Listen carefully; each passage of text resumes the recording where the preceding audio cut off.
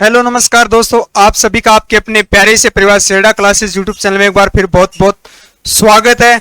और सबसे बड़ी खुशी की बात यह है कि जो रिलेशन भर्तियां थी, तकरीबन सेंटरों की रिलेशन भर्ती जो है हो चुकी है और उनकी पेपर की जो डेट है वो 10 सितंबर दी गई है। यानी कि जो रिलेशन भर्ती जो सेंटर की जो भर्तियां हैं, जैसे रिलेशन में आप समझते होंगे भाई का या फादर का, जिनका जो एक्स सर्विसमैन है या सर्विस में है, उनकी रिलेशन भर्तियां होती है सेंटर में। और उनको जो एग्जाम की जो डेट है वो क्या है, 10 सितंबर दी गई है। अग्निवीर की जो सेकंड फेज की जो भर्तियां होगी उनके साथ इनका एग्जाम नहीं होगा, अलग डेट दी गई है। और इसके साथ साथ ये भी ध्यान रखें, रिलेशन भर्ती के जस्ट बाद यानी कि दिसंबर के आसपास जो है वो दूसरे फेज की भर्ती भी क्या है, स्टार्ट हो जाएगी। तो आज उसके लिए स्पेशल टेस्ट लगाएंगे हम और उन ही क्वेश्चनों पर चर्चा करेंगे इस पीडीएफ के अंदर। इस क्लास के अंदर जो है उन क्वेश्चनों को सम्मिलित किया गया है जो पीछे पूछे गए, बार बार पूछे गए क्वेश्चन। आर्मी का आप सबको पता है पैटर्न जो है वो फिक्स है, वही उसी क्वेश्चनों को, उन्हीं क्वेश्चनों को क्या है बार बार रिपीट किया जाता है, बार बार पूछा जाता है। अब की बार थोड़ा सा चेंजमेंट देखने को मिला था, 2 से 3 क्वेश्चन सिर्फ करंट अफेयर से डाले गए थे, बाकी पैटर्न, बाकी लेवल सिलेबस जो था वो सेम ही आर्मी का क्या है पूछा गया था। तो पुराने क्वेश्चन ही तकरीबन पूछे जाते हैं, उन्हीं क्वेश्चनों पे आज हम चर्चा करेंगे। और आज आप सबके लिए जो है टारगेट जो है वो 20 प्लस का टारगेट रहेगा, जिसमें 25 क्वेश्चन हम एनालिसिस करेंगे और इसके साथ अन्य क्वेश्चनों पे भी क्या है चर्चा करेंगे। तो सेक्शन के साथ बने रहिए। आज के सेक्शन का पहला क्वेश्चन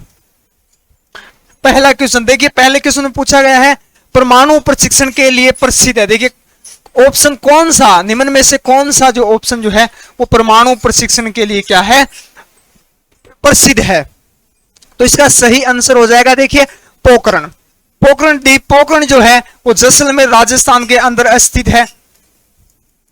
जैसलमेर राजस्थान में यह स्थित है। और किसके लिए प्रसिद्ध है, तो परमाणु प्रशिक्षण के लिए प्रसिद्ध है। हाल ही में परीक्षा लगी थी, उसमें पूछा गया था प्रथम परमाणु प्रशिक्षण कब हुआ था, तो यह हुआ था 18 मई 1974 को क्या पहला परमाणु प्रशिक्षण हुआ था। और इसके साथ साथ दूसरा परमाणु प्रशिक्षण भी ध्यान रखें, दूसरा भी हो सकता है पूछा जाए, तो दूसरा परमाणु प्रशिक्षण जो है वो 2 मई 1998 को हुआ था। दोनों क्या है सफल प्रशिक्षण थे। पहला पूछा जाए तो अगर पूछा जाए आपको 18 मई 1974 को पहला परमाणु प्रशिक्षण कहां हुआ था, तो पोखरण राजस्थान के अंदर हुआ था। डी ऑप्शन इसका राइट होगा। अब देखिए आप सबको पता है ए ऑप्शन, देखिए श्रीहरिकोटा द्वीप जो है वो कहां स्थित है, तो ये आंध्र प्रदेश में स्थित है। आंध्र प्रदेश कहां स्थित है, आंध्र प्रदेश में स्थित है। और ये मिसाइल प्रशिक्षण के लिए जाना जाता है।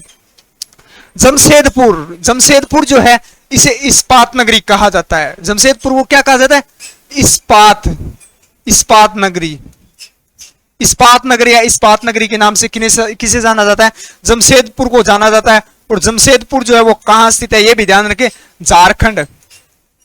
कहां स्थित है, झारखंड राज्य में यह स्थित है। और विशाखापट्टनम जो है ये भी आंध्र प्रदेश के अंदर स्थित है। और ये क्या है, एकमात्र बंदरगाह है। चलिए दूसरे क्वेश्चन की ओर बढ़ते हैं। देखिए दूसरा क्वेश्चन सोल्व करने से पहले मैं बताना चाहूंगा कि हमारी अनुभवी टीम द्वारा जो है सोल्जर नाम से एक टेस्ट की शुरुआत की गई है, जिसमें क्या है टॉपिक वाइज क्या है टेस्ट लगाया जाता है। तो इससे पहले जो है ऑलरेडी 3 टेस्ट हमने लगा चुके हैं, अपलोड कर चुके हैं। चौथा जो टेस्ट है वो 29 जून को 8:30 बजे स्टार्ट होगा। इसमें आपको टॉपिक जो है उसकी पहले सूचना दे दी जाती है। हमारे Telegram army study point channel पे क्या है आपको पहले सूचना दे दी जाएगी कि आगामी जो टेस्ट है वो किन किन टॉपिकों पे क्या है आधारित होगा। तो 29 जून को जो टेस्ट लगेगा, ये टेस्ट बिल्कुल फ्री है। उसमें एक पार्ट होगा भूगोल का, भूगोल में अपवा तंत्र, प्रायद्वीपीय अपवा तंत्र। और बी में सामान्य विज्ञान, जिसमें जीवाणु जनित रोग जो है वो पूछे जाएंगे, बैक्टीरिया जनित रोग। चौथा करंट अफेयर। देखिए करंट अफेयर हमने अभी जस्ट पहले बताया था कि 2 से 3 क्वेश्चन जो है वो करंट अफेयर से पूछे जाते हैं। तो आप करंट अफेयर भी साथ साथ क्या है रीड करते रहें। और हमारे Telegram channel army study point पे क्या है डेली सुबह सुबह करंट अफेयर डाला जाता है, तो आप ज्वाइन कर लेना। लिंक जो है वो वीडियो की डिस्क्रिप्शन में दिया हुआ है। चौथा जो पार्ट है, डी पार्ट है, उसमें क्या है प्रतिशत से। ऐसे फ्री टेस्ट रहता है ये लगभग क्वेश्चन के हिसाब, एक क्वेश्चन की 1 मिनट दी जाती है, समय सीमा जो रहती है क्वेश्चन की पेपर की सोल्व करने की वो 30 मिनट रहती है। 30 क्वेश्चन डाले जाते हैं, 35 क्वेश्चन होते हैं, तो 35 मिनट क्या है समय सीमा दी जाती है। तो आप अपनी तैयारी के साथ साथ जिनका 10 सितंबर को एग्जाम है वो अवश्य लगाएं, और आगामी भर्ती की भी तैयारी करें वो विद्यार्थी भी अवश्य लगाएं। ये टेस्ट जो है वो सेरडा क्लासेस ऐप पे, सेरडा क्लासेस ऐप पे क्या है आपको प्रोवाइड होगा, मिलेगा।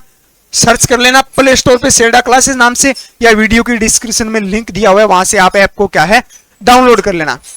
दूसरा देखिए, हमने 45 मॉडल टेस्ट है, पूर्ण पेपर जो है बिल्कुल नवीनतम पैटर्न के आधार पर डाले हैं, जिसमें 15 क्वेश्चन सामान्य ज्ञान के, 15 क्वेश्चन सामान्य विज्ञान और 15 क्वेश्चन जो है वो गणित और 5 क्वेश्चन रीजनिंग के जो है, इस तरीके से 45 मॉडल टेस्ट जो है वो सेरडा क्लासेस ऐप पे अपलोड कर रखे हैं। तो आप अपनी तैयारी के साथ साथ साप्ताहिक टेस्ट या प्रतिदिन टेस्ट एक अवश्य लगाएं। तो चलिए आगे बढ़ते हैं अगले क्वेश्चन की ओर। 2 नंबर क्वेश्चन देखिए, अगला क्वेश्चन पूछा गया भारत का सबसे बड़ा राष्ट्रीयकृत बैंक जो है वो कौन सा है? तो इसका सही आंसर हो जाएगा भारतीय स्टेट बैंक। सी ऑप्शन इसका राइट हो जाएगा। भारतीय स्टेट बैंक जो है वो सबसे बड़ा क्या है राष्ट्रीयकृत बैंक है। और इसके साथ साथ ये ध्यान रखें, इसकी स्थापना जो है वो 1 जुलाई 1955 को क्या है, किसकी स्थापना हुई थी? भारतीय स्टेट बैंक की क्या है स्थापना हुई थी। इसका मुख्यालय यानी हेडक्वार्टर या मुख्यालय कहां स्थित है? तो मुंबई के अंदर स्थित है। और इसकी स्थापना जो है वो 1 जुलाई 1955 को कोलकाता शहर के अंदर इसकी क्या है स्थापना हुई थी। और ये राष्ट्रीयकृत सबसे बड़ा बैंक है, कौन सा है? भारतीय स्टेट बैंक। चलिए आगे, क्वेश्चन नंबर 3, सबसे अधिक ताप या गर्म। देखिए क्वेश्चन को क्या है, भाषा। आर्मी को हमने पहले भी अभी भी बताया था जस्ट ही पहले कि आर्मी में जो है वो उन्हीं क्वेश्चनों को बार बार रिपीट किया जाता है, सिर्फ भाषा बदलकर या ऑप्शन बदलकर। क्वेश्चन जो होता है वो 50% ऑप्शन के अकॉर्डिंग होता है और 50% उसकी क्या है भाषा के आधार पे क्या है सोल्व होता है। तो आप जब भी एग्जाम दो तो दो बार अवश्य क्वेश्चन को पढ़ें, फिर ऑप्शन को रीड करें कि पूछ क्या रहा है और ऑप्शन क्या दिए गए हैं। तो सबसे गर्म ग्रह पूछा गया यानी सर्वाधिक ताप किस ग्रह का? ऑप्शन देखिए किस प्रकार से दिए गए हैं, बुध, शनि, बृहस्पति, मंगल। ऑप्शन के अकॉर्डिंग इसका राइट आंसर जो होगा वो ए होगा। क्या होगा? ए होगा, बुध ग्रह। और सर्वाधिक गर्म ग्रह जो है, सर्वाधिक गर्म ग्रह या सर्वाधिक ताप जो है वो शुक्र ग्रह का है। किसका है? शुक्र ग्रह का है। बुध ग्रह जो है ये कंफ्यूजन करता है, वो सूर्य के सबसे नजदीक सबसे नजदीक जो ग्रह वो कौन सा है? वो बुध ग्रह। लेकिन ये गर्म ग्रह नहीं है, क्योंकि शुक्र ग्रह सबसे गर्म है। इसके ऊपर जो है वो CO2 कार्बन डाइऑक्साइड की जो मात्रा है वो सर्वाधिक है, जिसके कारण ये क्या है सबसे गर्म है। अगर ऑप्शन में शुक्र ग्रह नहीं हो तो क्या है हम बुध ग्रह कर सकते हैं। और सूर्य के सबसे नजदीक जो ग्रह वो कौन सा है? बुध ग्रह। और दूसरे नंबर पे क्या आता है? शुक्र ग्रह आता है। चलिए अगला क्वेश्चन नंबर 4। यहां से क्वेश्चनों पे चर्चा करेंगे गंगा नदी से और यमुना नदी से। गंगा और यमुना नदी से क्या है तकरीबन क्वेश्चन जो है वो हाल ही परीक्षा में पूछे गए थे। मथुरा शहर किस नदी के तट पर स्थित है? मथुरा जो शहर है वो किस नदी के किनारे बसा हुआ है, किस नदी के तट पर बसा हुआ है? तो इसका सही आंसर हो जाएगा यमुना नदी के तट। किस नदी पे बसा हुआ है? यमुना नदी के तट पर बसा हुआ है। पहला क्वेश्चन ये बनता है यमुना नदी से, यह गंगा की सहायक नदी है। पहला क्वेश्चन क्या बनता है? ये गंगा की क्या है सहायक नदी। दूसरा मोस्ट इंपोर्टेंटली हाल ही परीक्षा में पूछा गया सबसे बड़ी नदी, गंगा की सबसे बड़ी सहायक नदी कौन सी है? तो वो कौन सी है? यमुना नदी है। कौन सी नदी है? यमुना नदी है। और तीसरा जो क्वेश्चन पूछा गया था यमुना नदी से कि दिल्ली शहर, देखिए दिल्ली भारत की जो राजधानी है, दिल्ली और आगरा दोनों ही शहर क्या है यमुना नदी के क्या है तट पर क्या है स्थित है। इसके साथ साथ यह भी ध्यान रखें। चलिए अगला क्वेश्चन नंबर 5, ब्लॉक का पूरा नाम। देखिए पूरा नाम या पूर्ण विस्तार जो है इससे रिलेटेड भी प्रत्येक शिफ्ट में एक क्वेश्चन पूछा जा रहा है, तो आप क्या है अच्छे से रीड कर लेना। ब्लॉक का जो पूरा नाम जो है वो क्या होगा? तो इसका ए ऑप्शन क्या है, राइट हो जाएगा। भारत एल्युमिनियम कंपनी लिमिटेड जो है वो क्या है, ब्लॉक का पूर्ण रूप है या पूरा नाम है। चलिए अगला क्वेश्चन, गांधी सागर बांध किस नदी पर स्थित है?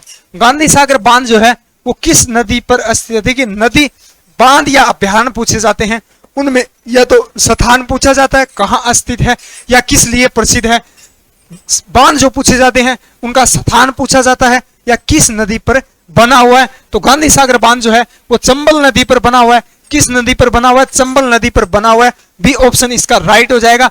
अगर हम बात करें कहां स्थित है, तो ये मध्य प्रदेश में, मध्य प्रदेश राज्य में स्थित है। कहां स्थित है? मध्य प्रदेश राज्य में यह स्थित है। और मध्य प्रदेश का एक और बांध पूछा जाता है, बाणसागर बांध। बाणसागर बांध, बाणसागर बांध जो है वो किस नदी पर स्थित है? तो सोन नदी पर स्थित है। किस नदी पर स्थित है? सोन नदी पर स्थित है। कहां स्थित है? तो यह भी मध्य प्रदेश में। कहां स्थित है? मध्य प्रदेश में स्थित है। किस नदी के तट पर? सोन नदी के तट पर स्थित है। और सोन नदी से एक मुख्य क्वेश्चन यह भी याद रखें, यह गंगा की सहायक नदी है। गंगा की सहायक क्वेश्चन ऐसे पूछा जाता है, निम्न में से कौन सी गंगा की सहायक नदी नहीं है? तो यह ध्यान रखें, गंगा की सोन जो है, सोन, कोसी, गंडक, सरयू, जो ये यमुना, ये सभी नदियां जो है वो गंगा की क्या है, सहायक नदियां हैं। चलिए आगे अगला क्वेश्चन देखिए। अगला क्वेश्चन क्या है, केंद्रीय पर्यावरण मंत्रालय के केलानगर कलम स्मारक को कहां बनाने की मंजूरी दी गई? यानी एक स्मारक बनाने की जो मंजूरी दी गई है वो केंद्रीय पर्यावरण मंत्रालय द्वारा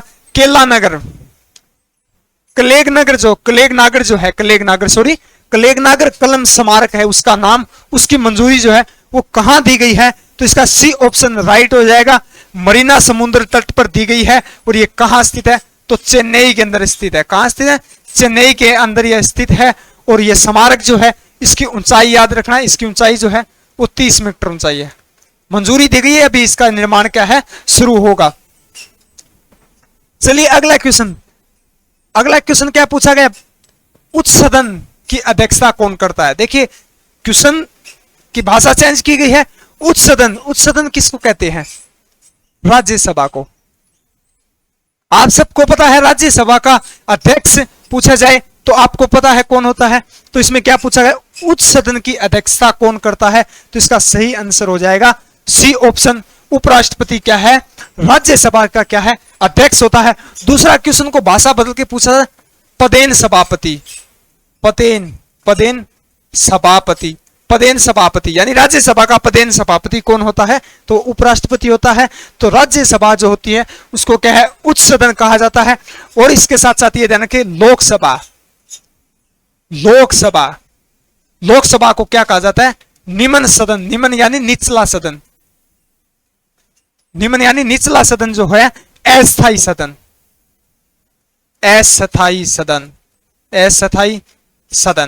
निम्न सदन या अस्थायी सदन जो है वो किसको बोला जाता है? वो लोकसभा को बोला जाता है। और इसकी अध्यक्ष कौन करता है? तो इसकी लोकसभा अध्यक्ष जो है इसकी अध्यक्षता करता है, जिसको स्पीकर बोला जाता है। यह ध्यान रखें, लोकसभा अध्यक्ष को क्या है, स्पीकर कहा जाता है। लोकसभा एक अस्थायी सदन है जिसको कभी भी क्या है, भंग किया जा सकता है। और राज्यसभा जो है वो एक क्या है, स्थायी सदन है, जिसे कभी भी क्या है, भंग नहीं किया जा सकता। चलिए अगला क्वेश्चन निम्न में से कौन असंगत है, सुम्मिलित कीजिए। तो देखिए पहला ऑप्शन, गानापंछी विहार जो है वो कहां स्थित है? तो राजस्थान के अंदर स्थित है। तो इसका ए ऑप्शन क्या है, राइट होगा। दूसरा देखिए पेंच राष्ट्रीय उद्यान जो है वो मध्य प्रदेश में स्थित है। कहां स्थित है? मध्य प्रदेश में स्थित है। कहां स्थित है? मध्य प्रदेश में स्थित है। तो इसका बी ऑप्शन क्या है, राइट हो जाएगा। और इसके साथ साथ यह भी ध्यान रखें, गिर राष्ट्रीय उद्यान कहां स्थित है? तो गुजरात राज्य के अंदर स्थित है। इसका हाल ही परीक्षा में पूछा गया किस लिए प्रसिद्ध है? तो ये बब्बर शेर या एशियाई शेरों के लिए जाना जाता है। और मानस अभयारण्य जो है वो असम राज्य के अंदर स्थित है। चलिए अगला क्वेश्चन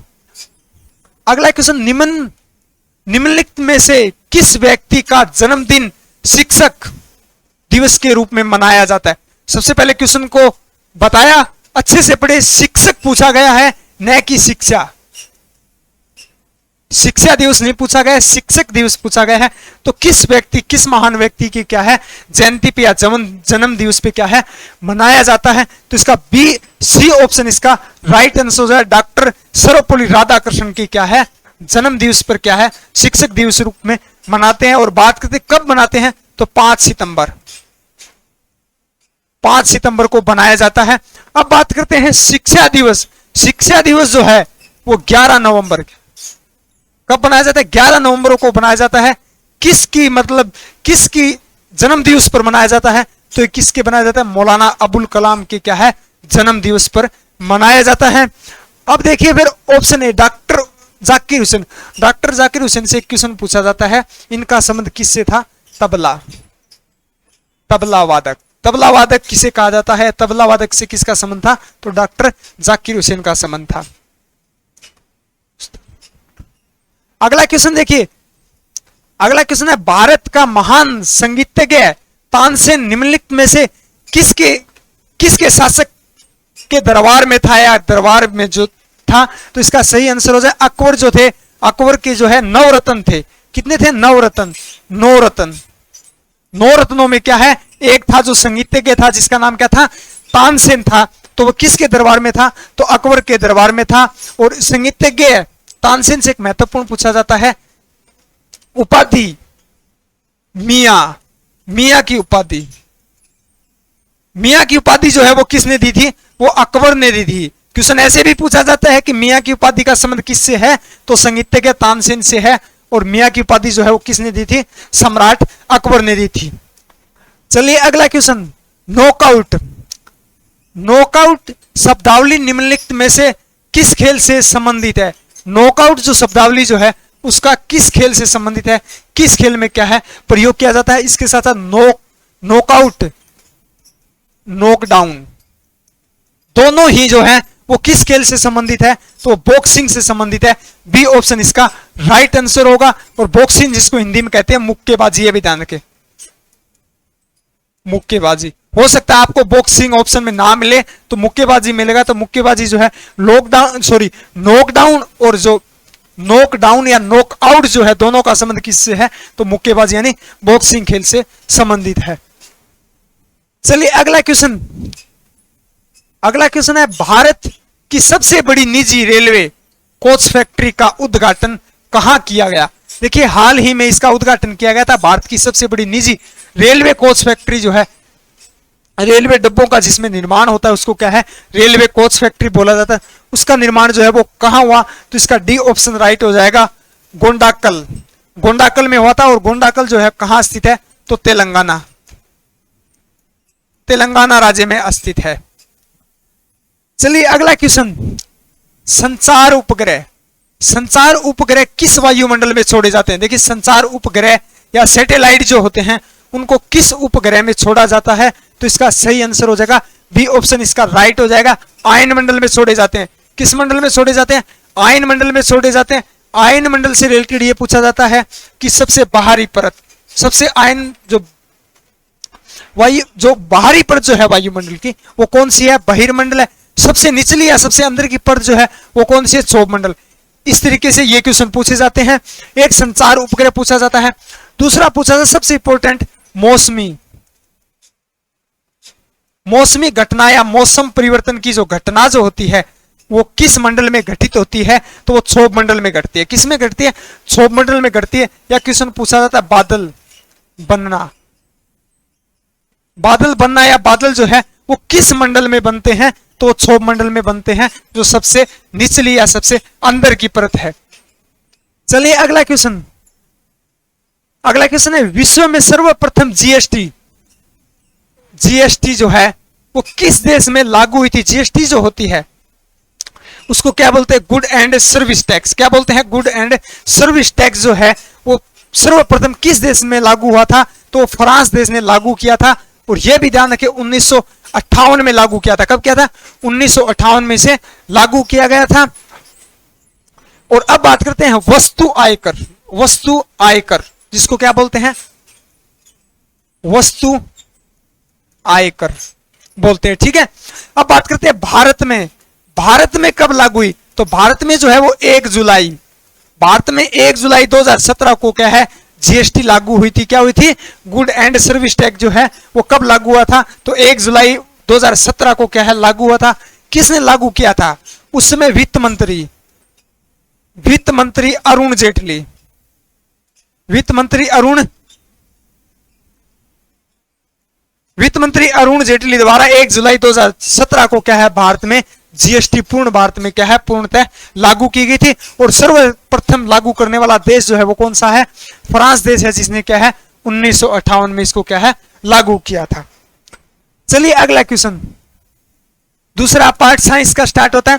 देखिए क्या पूछा गया, हाइड्रोलिक ब्रेक किस सिद्धांत पर कार्य करता है?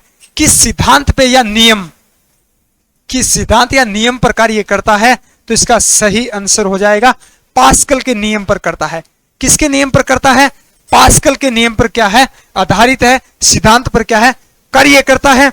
और बी ऑप्शन भी देखिए, न्यूटन का नियम, न्यूटन ने जो है वो गति के किसके नियम दिए थे? गति के 3 नियम दिए थे। और तीनों नियमों से सबसे इंपॉर्टेंट पूछा जाता है पहला नियम जड़त्व का नियम। यह पूछा जाता है जड़त्व का नियम किससे संबंधित है? तो गति के नियम से संबंधित है। किसने दिया था? न्यूटन ने। दूसरा संवेग का नियम, और तीसरा जो है वो क्रिया प्रतिक्रिया का नियम, क्रिया प्रतिक्रिया का नियम जो है वो ये 3 नियम थे जो न्यूटन ने दिए थे। और तीसरा देखिए ऑप्शन सी, ऑप्शन बर्नौली का नियम जो है वो हवाई जहाज जो है वो किस सिद्धांत पे हवा को चीर कर निकलती है? तो वो किस सिद्धांत पे या किस नियम पर उड़ती है? तो बर्नौली के नियम पर क्या है उड़ती है। क्लियर है? न्यूटन का पूछा जाए तो 3 नियम है, जड़त्व का नियम, संवेग का नियम और क्रिया प्रतिक्रिया, तीनों ही नियम जो है वो गति के नियम है। और पास्कल के नियम हाइड्रोलिक जो ब्रेक जो होता है वो पास्कल के नियम पर क्या है कार्य करता है, सिद्धांत पर कार्य करता है। चलिए अगला क्वेश्चन, नेक्स्ट क्वेश्चन है, निम्न में से किसकी विशिष्ट ऊष्मा अधिक होती है? यानी कि किस पदार्थ की जो है विशिष्ट ऊष्मा जो है वो अधिक होती है। ऊष्मा जिसको हम वाष्प बोलते हैं, वाष्प या भाप जो बोलते हैं, उसमें क्या है सर्वाधिक विशिष्ट ऊष्मा होती है। सबसे पहले तो यह ध्यान रखें, भाप में जो है, भाप या वाष्प में जो है वो सर्वाधिक विशिष्ट ऊष्मा होती है। वो किस पदार्थ में होती है? तो जल में होती है, पानी यानी जल में जो है वो सबसे अधिक क्या है विशिष्ट ऊष्मा होती है। चलिए अगला क्वेश्चन है, परमाणु भट्टी में शीतलक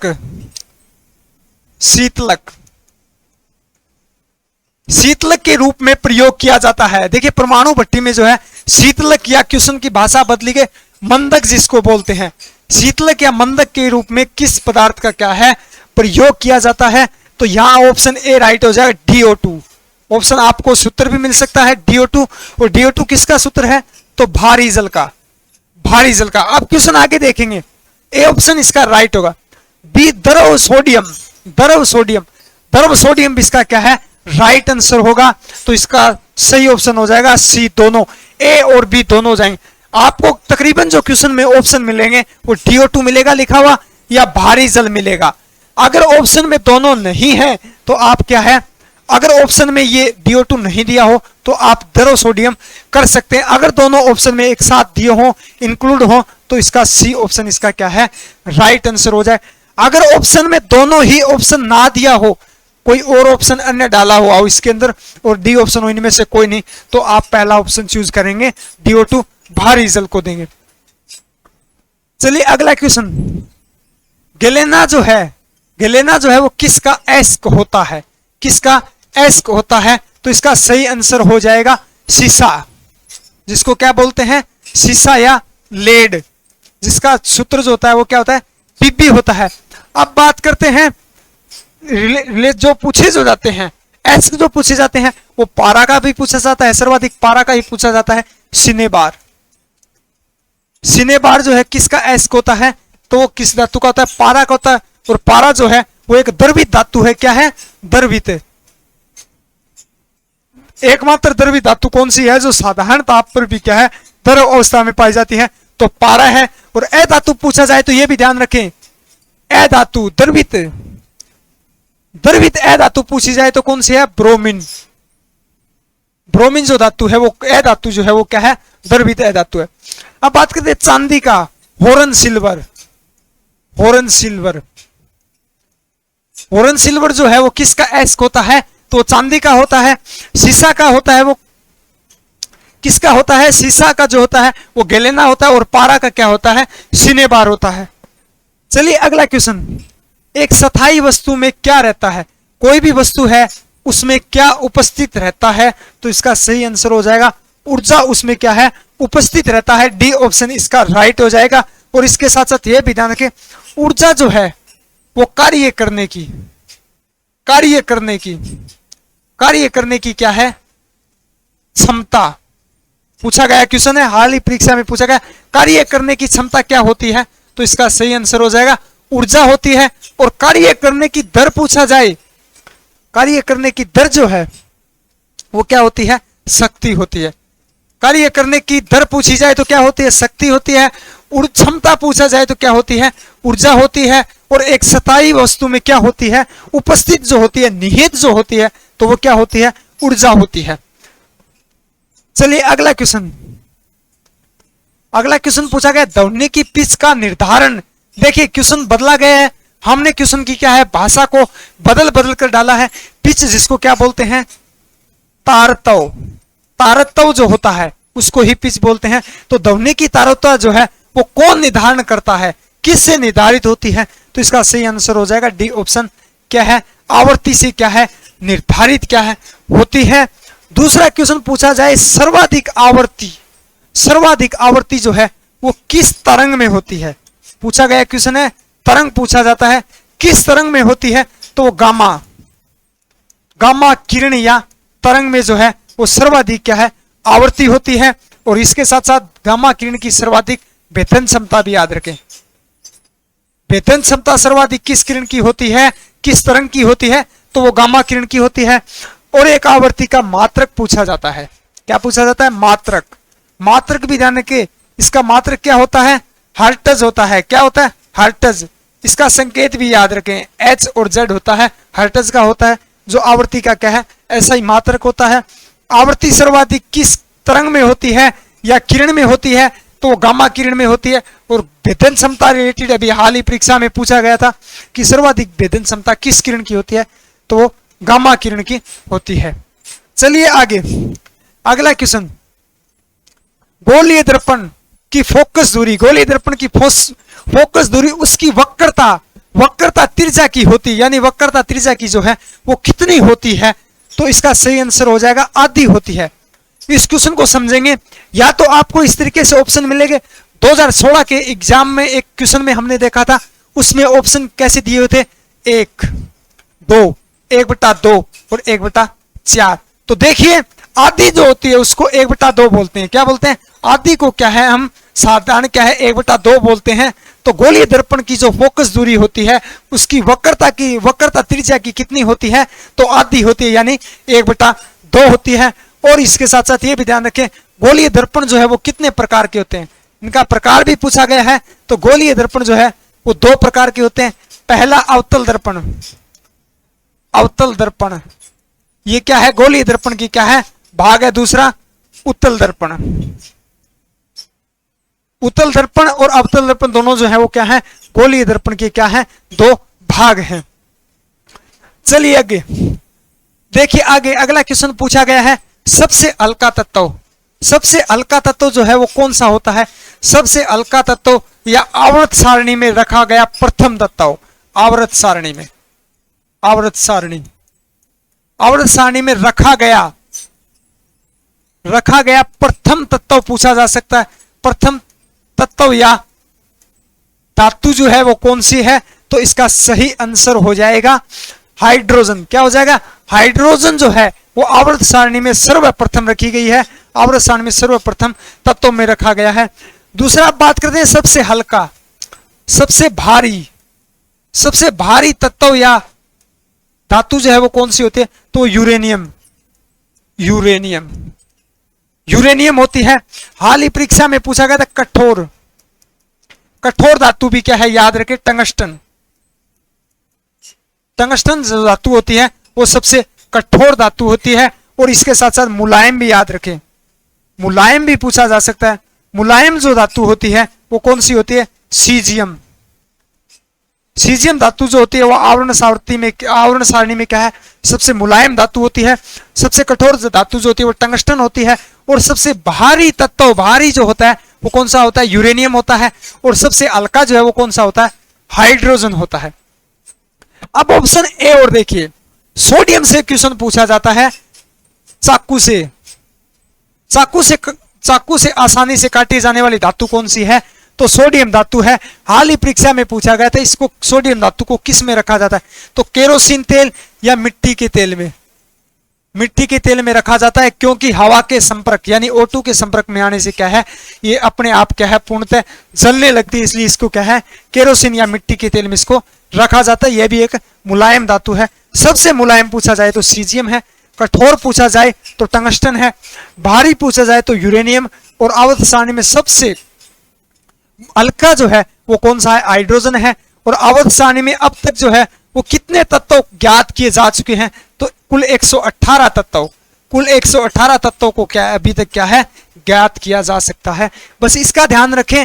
आपसे ऐसे भी पूछा जा सकता है आवर्त सारणी में रखा गया प्रथम तत्व कौन सा है या प्रथम धातु कौन सा है? तो सबसे हल्की जो धातु है वो आवर्त सारणी में सर्वप्रथम रखी गई है। चलिए अगला क्वेश्चन, अगला क्वेश्चन,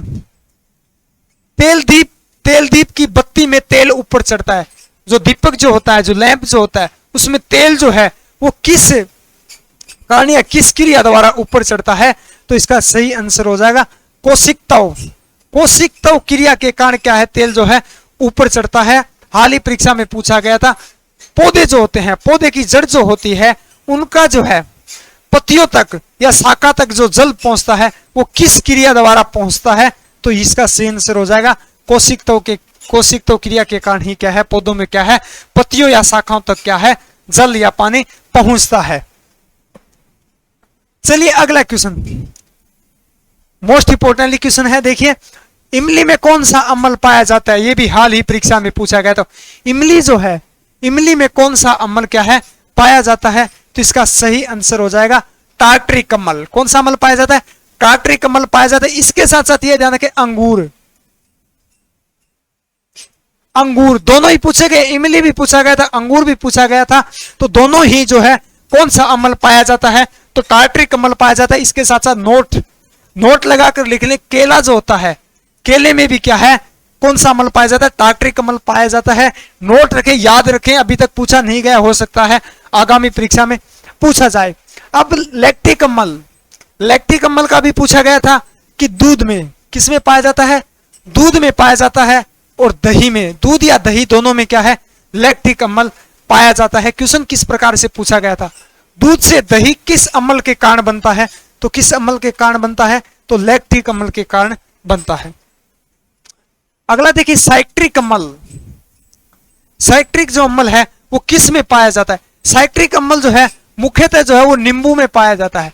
नींबू या संतरा, नींबू या संतरा या खट्टे पदार्थों में, खट्टे फलों में, सॉरी, खट्टे फलों में क्या है, साइट्रिक अम्ल पाया जाता है। टार्ट्रिक अम्ल जो है वो अंगूर, केला और इमली में क्या है, मुख्यतः पाया जाता है। और लैक्टिक अम्ल जो है वो दूध और दही में पाया जाता है। दूध से दही जो बनता है वो किस अम्ल के कारण बनता है? लैक्टिक अम्ल के कारण बनता है। तो आज के सेक्शन को यहीं समाप्त करते हैं। कैसा लगा सेक्शन? उम्मीद करते हैं आप सबको अच्छा लगा होगा। और अगर आप अभी तक सेरडा क्लासेस परिवार का सदस्य नहीं बने हैं तो सदस्य अवश्य बने, चैनल को सब्सक्राइब करें। और आपको बताया था हमने क्लास में पहले कि करंट अफेयर साथ साथ पढ़ते रहें, क्योंकि जिनका 10 सितंबर को एग्जाम है उनका लगभग क्या है, जनवरी से आप क्या है, करंट अफेयर को साथ साथ रीड करते रहें। और करंट अफेयर जो है हमारे Telegram channel army study point पर क्या है, सुबह सुबह डेली डाला जाता है। तो आप वहां से अपनी क्या है, तैयारी कर सकते हैं। उसका लिंक भी क्या है, डिस्क्रिप्शन में दिया हुआ है। तो मिलते हैं अगले बेहतरीन कंटेंट के साथ। तब तक आप हमारे साथ जुड़े रहिए, बने रहिए। Thank you for watching. जय हिंद, जय भारत।